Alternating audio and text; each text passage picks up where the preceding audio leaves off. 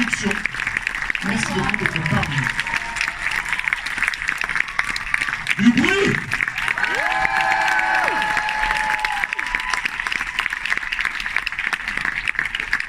Alors, on va commencer par quelques questions sur le film, et puis après, il y aura le micro qui pourra circuler comme d'habitude pour prendre vos questions. La première des questions que j'avais envie de vous poser, eh bien, c'est qu'on remonte à 2017. Vous êtes sur une plateforme, un réseau social qui s'appelle X désormais, et que vous aviez dit Running Man, c'est le film dont je veux livrer une nouvelle version. Pourquoi cette histoire en particulier? So yeah, the first question, back in 2017, on a certain social network called X now, you said Running Man is the film I want to deliver a new version of. Why say that then? It was a question that had come up a couple of times actually. I think it's not the only time I've answered that. People either say, oh, what film, if you could remake any film. And I have to say, the reason I said that is because I don't really consider this a remake. It's like a different adaptation of the same source material. Alors pour lui, c'est pas un remake, c'est une adaptation différente de la même source, le même matériel. Mais en fait, c'était une question qu'on lui avait posée initialement, justement. I had read the original novel, which Stephen King first released under a pseudonym, Richard Bachman, when I was a teenager.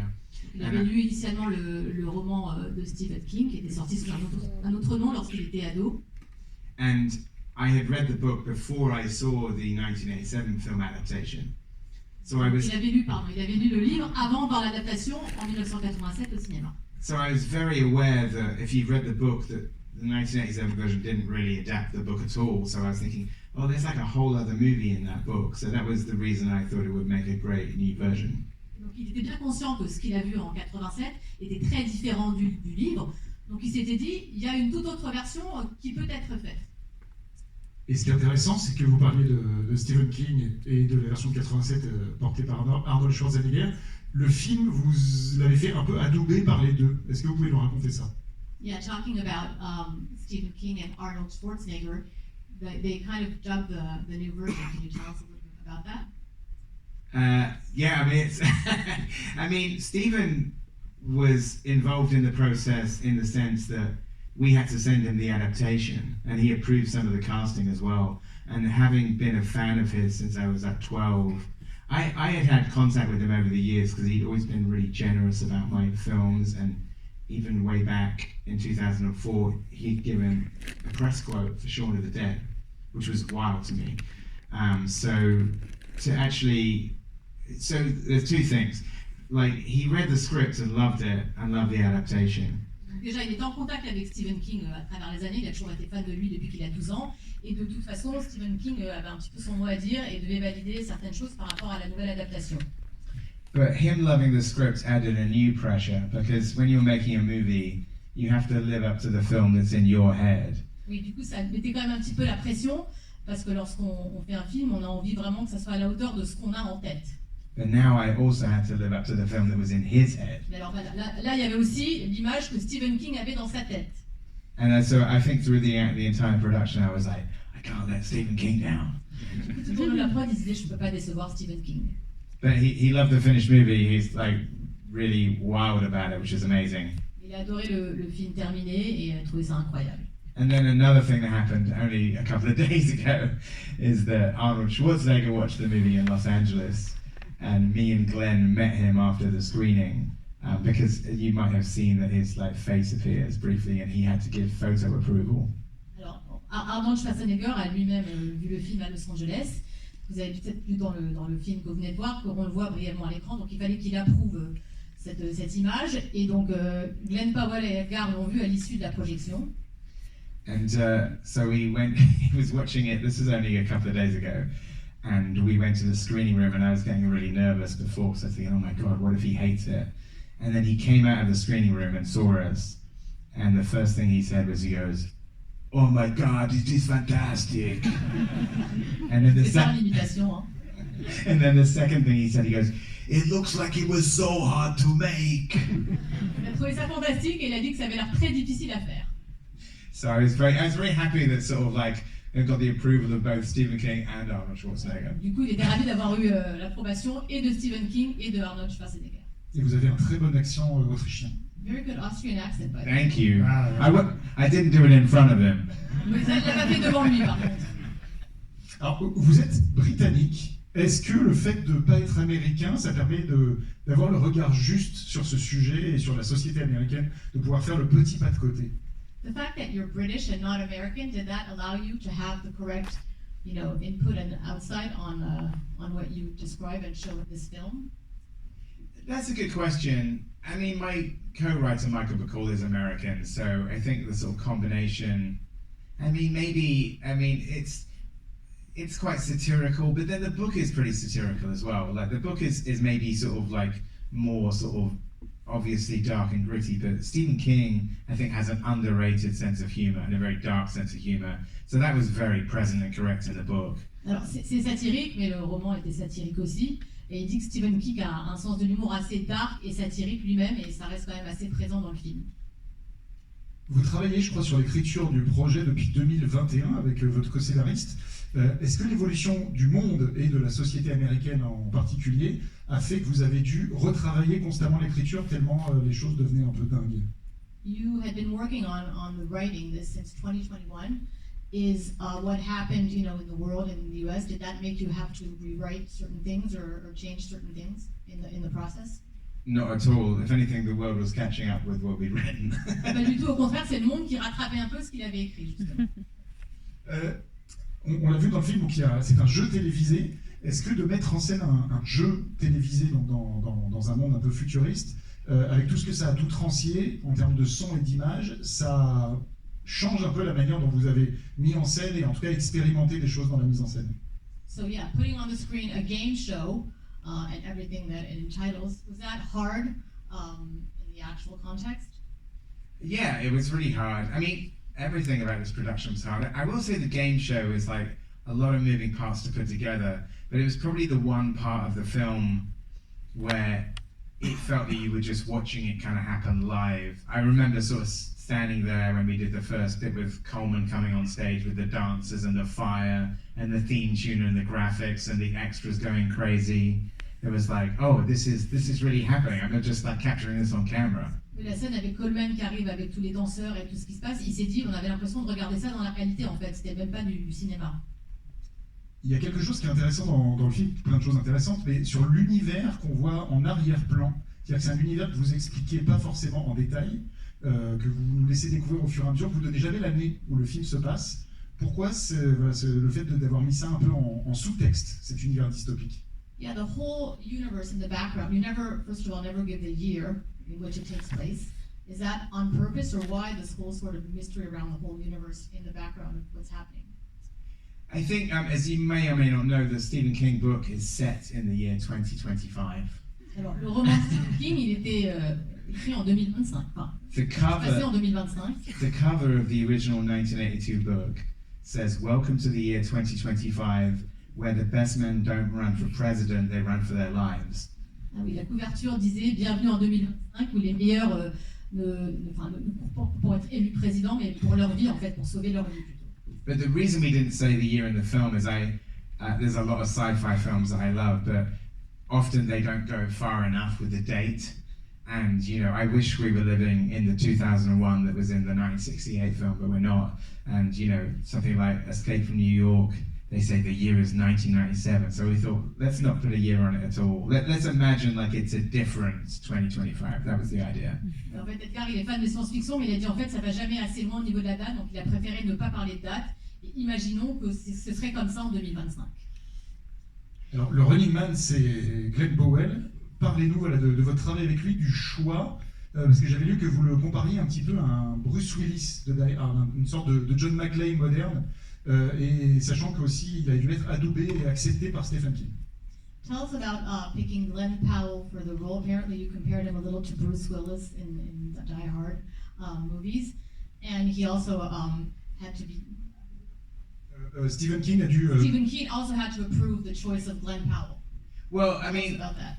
I think the thing with Glenn is that the key thing in our adaptation, as in the book, is that Ben Richards is an out-of-work father. He's walking in off the street to the network building to try and get some quick cash because his daughter is sick.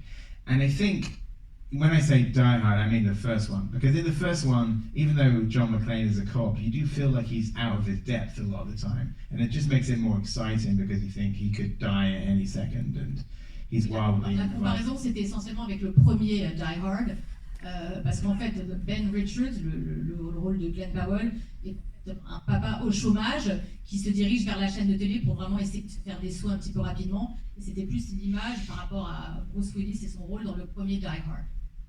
But I think the key thing for us was that he doesn't start as an established action star in this. You want to feel like he could die at any second. You want to feel that he's completely out of his depth and that he doesn't have a plan half the time. And to me, that made it more exciting. En fait, l'idée, c'était vraiment de montrer qu'il était complètement dépassé, qu'il pouvait mourir à tout moment et qu'il ne savait pas du tout ce qu'il faisait. C'était pas une star d'action, quoi. Et alors, en parlant d'action, il est à peu près de toutes les scènes, vous lui avez fait faire des trucs de fou. Il a dit lui-même que c'était le tournage le plus dingue de sa vie, alors qu'il a quand même fait Top Gun Maverick, donc ça montre un peu le niveau de Running Man. Et il y a notamment cette scène en serviette de bain qui a dû marquer pas mal de gens dans la salle. The towel scene. The towel scene. We have Speaking of action, he does a lot of crazy stuff in the movie. He even said it was the hardest shoot for him, and he's done Top Gun Maverick. And there's a certain scene in a towel, which he's talking about. Well, I mean, you know, the adaptation, like Ben Richards is the focus of every scene. That was very sort of something from the book that we really wanted to do, that he's in every single scene. And actually that scene where he kind of has to climb outside is from the book as well. But I think when we wrote the scene of Ben Richards in the towel, we didn't know we were going to be shooting it in -10. So Alors, déjà, le fait qu'il soit vraiment au cœur de toutes les scènes, ça c'était voulu, tout part vraiment sur Ben. Le fait qu'il tourne cette scène en serviette, c'était pas prévu qu'il fasse -10, donc il s'excuse. Et la scène vous a plu? Oui. Ouais, c'est là que c'est. Glenn Powell, yeah. Respect. Ça s'applaudit. I didn't come out with that one, he did. Ouais, c'est pas lui qui a trouvé ça, c'est Ben. Le film s'intitule Running Man, faut donc courir. Et je disais en avant-séance tout à l'heure, au moment dans ces films, quand on court, on a l'impression qu'on est héroïque et beau, mais on n'est jamais très beau à l'écran. Comment vous avez travaillé pour que Glenn court bien et que ça soit stylé? Yeah, he's running a lot in the movie, obviously. How do you make it that he looks so good when he's running? Because when you're running, you don't look that good. Well, there was a few things, bits of advice. One is that, Glenn had worked on Top Gun Maverick with Tom Cruise, so he was able to ask the best runner on screen. Oui, il a demandé au meilleur coureur sur écran, Tom Cruise, des tuyaux sans doute. But there's the other bit of second-hand advice that I heard, that when Matt Damon was making the first Bourne film, The Bourne Identity, Franca Potente, the actress with him, had done Run Lola Run, which is one of my favorite films. And she had said to Matt Damon, "Have you ever videoed yourself running?" And he said, "No, why?" And she said, "You don't look as cool as you think you do." Donc l'actrice qui jouait dans la franchise de Bourne Identity a demandé à Matt Damon si c'était déjà filmé en train de courir, et il lui a dit non. Pourquoi? Il lui a dit parce que t'es pas aussi cool que tu penses que tu en as l'air. Le film, on l'a vu, aborde le sujet de la manipulation de l'image, notamment à travers l'IA. C'est quoi votre regard de cinéaste et même de citoyen aujourd'hui sur cette IA qui est chaque jour plus performante? The film talks about manipulating images a lot through Lila's character. What is your input on that today as, movie maker, but also as a man? Well, it's technology that's getting faster by the second, and it is like a scene that's in the book, which he wrote in 1972, 10 years before it was published. There's a scene in the book where he makes a tape and they manipulate what he says and make him say something else. Il y a une scène dans les années 72 dont il parle dans le livre où il fait une cassette qui est ensuite transformée, quoi. Donc en fait, comme Edgar nous dit, la technologie va plus vite que nous en fait aujourd'hui. But in terms of how I feel about it, I mean, it's I think the main thing is I don't like the idea of it using other original artists' work. I think the only thing that I can do is just employ humans. I don't know. Voilà, lui, il va se cantonner à employer des êtres humains, pas des machines ou une intelligence artificielle. Voilà. Il dit, c'est déjà, je veux faire ça. Yes.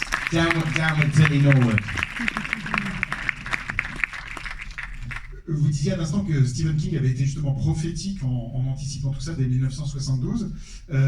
Est-ce que selon vous, justement, la science-fiction, elle est prophétique en anticipant nos inventions et nos déviances, ou est-ce qu'au contraire, elle inspire ces inventions et ces déviances? Parce que souvent, on se dit que c'est un gigantesque cercle de la fiction qui rattrape la réalité, ou inversement. Je ne sais pas comment traduire toute cette question. Bon courage. Oui. Oui.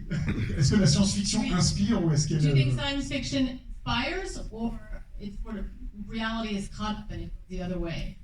I think a bit of both.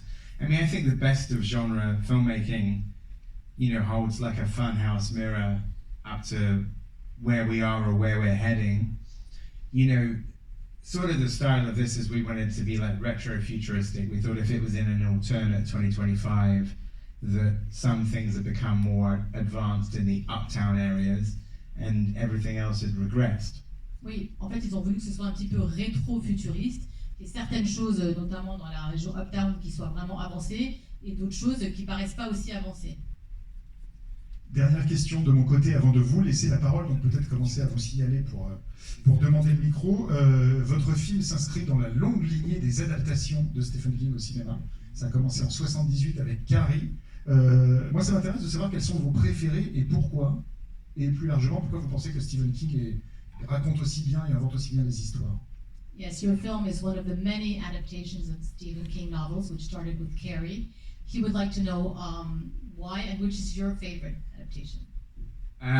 Well, I mean, why are there so many Stephen King adaptations? Is that the question? No. Pourquoi il y en a autant d'adaptations? Surtout, quel regard il porte sur l'auteur Stephen King? What do you think of the writer himself, Stephen King? Oh, I mean, I'm a huge fan and started reading him when I was like 12 years old. And I think he was kind of the first like grown-up author that I read. And anybody who's read any Stephen King books know that the more eye-opening things in the book are not usually the horror elements, it's like everything else. So I think as a 12-year-old reading Stephen King, it was like sort of like some real like life lessons. Oui, il a commencé à lire Stephen King à 12 ans. Donc effectivement, quand on lit un roman de Stephen King à 12 ans, c'est un peu une leçon de vie, on apprend beaucoup de choses. My favorite Stephen King film adaptation is actually Carrie, Brian De Palma's Carrie. I absolutely adore that film. I mean, there's many that I love, but I return to that one a lot, and I find it really emotional and powerful. Et justement, en parlant de Carrie, c'est son adaptation préférée. Il y en a beaucoup qui l'aiment, mais Carrie de Brian De Palma reste son adaptation préférée. Et il la re-regarde souvent et avec beaucoup d'émotion, et il la trouve assez intéressante. Alors on va commencer à prendre vos questions.